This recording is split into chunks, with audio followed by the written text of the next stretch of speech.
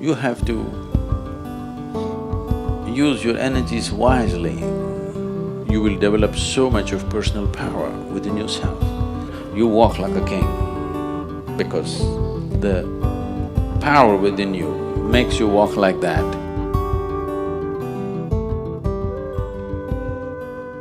How far a human being goes in this life, materially, spiritually, or in whatever dimension, essentially depends on with how much energy he can crackle. Yes.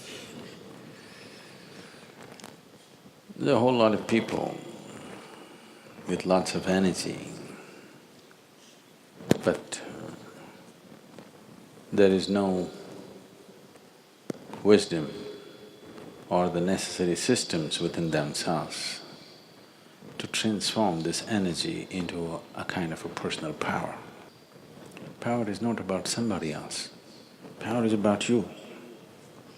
How much of a potential power you are determines the intensity and profoundness of your life and how effective you will become in your life, in whatever area we choose to operate. If this power has to come, you have to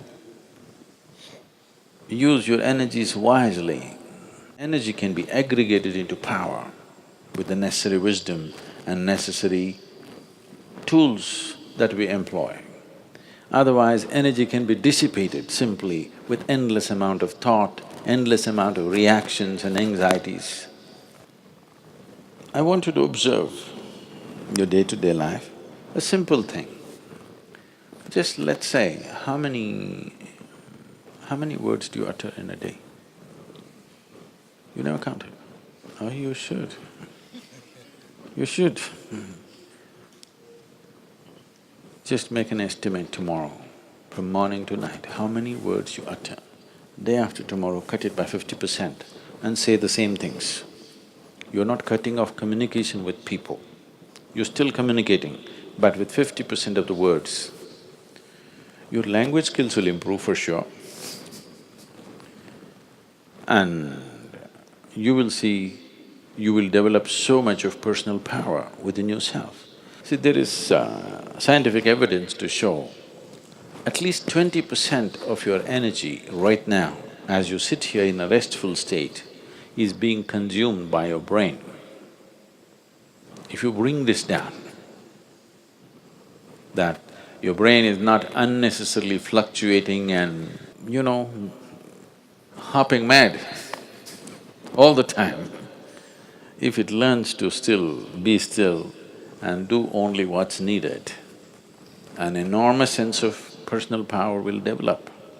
You can't do this with your mind right now. If you try to stop it, it'll hop even more crazy. At least do it with your body. Your words and your physical movements, reduce it by 50%. If you want to look at this, look at this. If you want to look at that, don't do this. With your body and your utterances, if you do this, slowly it will also start manifesting in your mind. It will not do unnecessary things. When you don't know unnecessary things,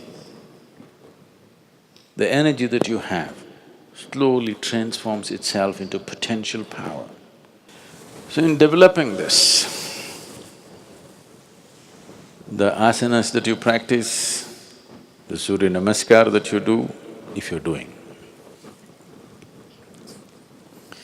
or whatever other kriyas and other things that you do, is essentially to develop this power. This should not be dissipated in unnecessary action. Right now you cannot curtail the number of thoughts you're having in your mind.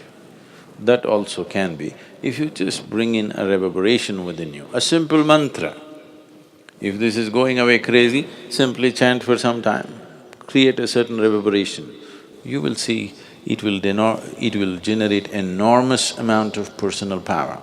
Without this power within you, you will not break through dimensions of life.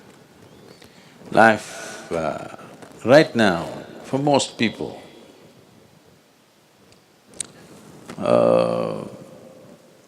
divine is just a scriptural dictum. It is not a living experience in their life. If it has to become a living experience, if something as powerful as the Creator has to come into your experience, there must be some sense of power within you. This must be always understood. Power is not about domination. Power is about becoming effective. Power is about becoming empowered. Only when you carry the potency of this power within you, you walk through this life, it doesn't matter where you're placed in the society. It doesn't matter financially where you are, materially where you walk like a king because the power within you makes you walk like that.